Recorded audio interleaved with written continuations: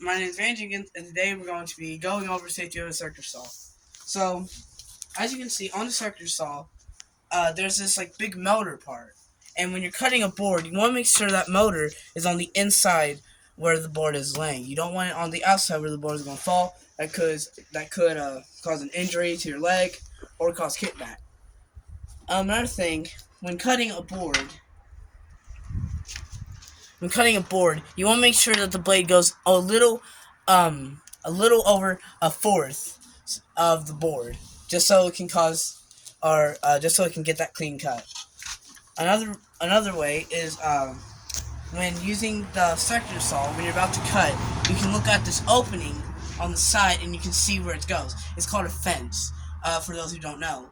And what you do, you take this and you watch the fence.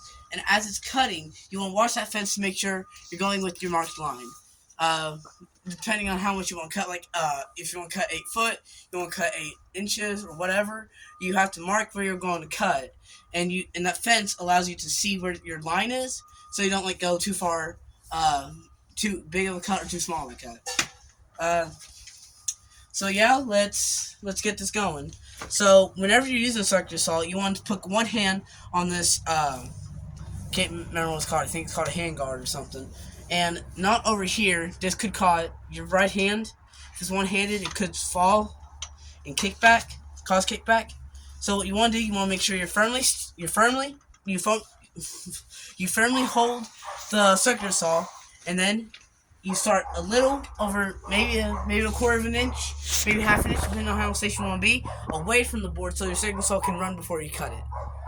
And then, once you're ready,